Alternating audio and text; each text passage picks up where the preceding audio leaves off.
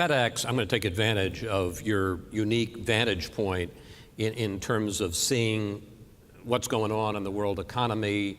Obviously, when business is bigger and better, you must have more things that people want to ship, and when things are slowing down, you must have fewer things that people want to send. What's your sense of where we are in this recovery, both in this country and internationally?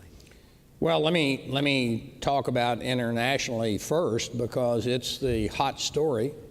The growth rates in other parts of the world are truly extraordinary. And today, the largest economy in the world is not any one country, it's the economy of global trade. And it's about 26% of all economic activity. And it's growing twice as fast as the rate of growth on average of world GDP.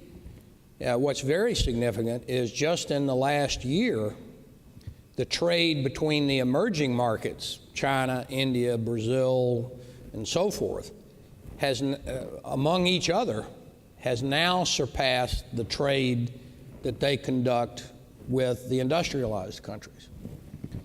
So this is either a problem or an opportunity, depending on how you see it. For us, it's a huge opportunity. It's the biggest part of our growth, the growth in our enterprise.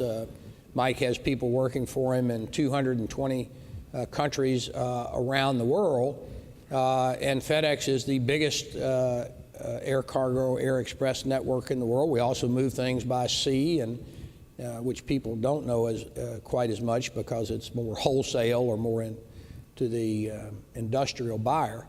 But the disturbing thing is where we are in this country.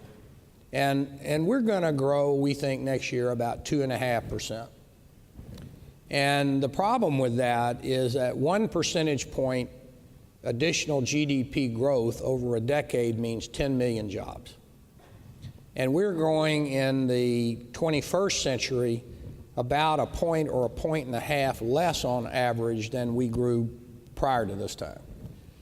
And in our opinion, or my opinion at least, I don't want to tar and feather all of my associates, but in my opinion, the reason for that is over the last 25 or 30 years, we've allowed our focus, our economic activity, to become much too concentrated in the financial and speculative sectors, in the less productive part of society versus the productive part. Now, some of that's good, is Medicare for the elderly and so forth. And we simply have starved our industrial and entrepreneurial activities.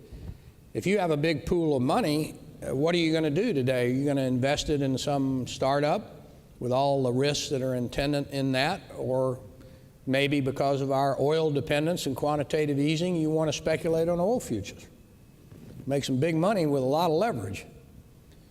So we have got to change the tax and policies of the United States to encourage those things that create wealth and GDP. Engineering, science, industry. And I don't think it's hard to do. And the exciting thing is there's 6.5 billion new customers out there that we could be selling things for too.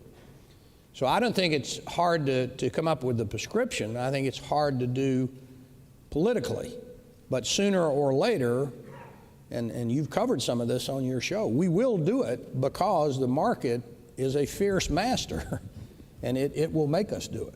Well, let me follow up on that. There's obviously the beginning of a new debate here in Washington, especially after the midterms and with a new Congress, a new power structure here in Washington, about the best ways to boost the economy, to turn the country around.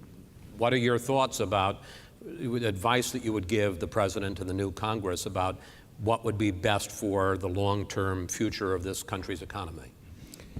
Well, the most important thing that we could do is to make the United States the best place in the world that you could invest a dollar of capital.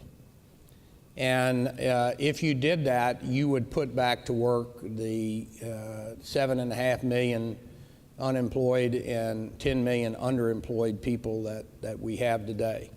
And you would have to do that by changing the corporate tax rates so that they're at least the OECD average. We're 10 points above them today. You need to go to a territorial tax system, because every time P&G makes products in China for Chinese consumers, it's not taking jobs away from American workers. It's creating jobs back in Cincinnati at the P&G headquarters for Americans. But there are four other things that I think are hugely important. One, I think we should change the incentives that we give for education so that we encourage education in science and mathematics and technology and engineering. That's why President Eisenhower came up with the student loan thing on the national defense basis. And we should focus it on that. And we should staple to every PhD in those disciplines or every master's degree of a foreign-born student a U.S. citizenship card. I gave the commencement address up at Rensselaer a couple of years ago. Dr. Shirley Jackson, we're fortunate enough to have her on our board. And after it was over, I sat there while they gave the degrees out. And this was an astounding thing to me. About half of the undergraduates, and all of these are engineering students. Now, maybe they have some small segments that aren't engineering, but it's basically a wonderful engineering school. More than half of the students got undergraduate degrees were foreign born. When you got to the master's degree, I don't think 15% of them were American born. And of all the doctorates issued that day, not a single student there was an American born student. And because of our policies, a lot of them are now going back abroad to make products which compete with us. So that's human capital on the highest order. I think secondly, we ought to change the capital gains tax. So whether it's 15 or 20%, it applies to any institution, nonprofit, pension funds, or what have you, and it gets decremented down per year until it's zero at the end of 4 years. And what that does is to make somebody think twice about whether you want to put your money in an industrial startup or something new, or you want to speculate on oil futures or copper and things of that nature.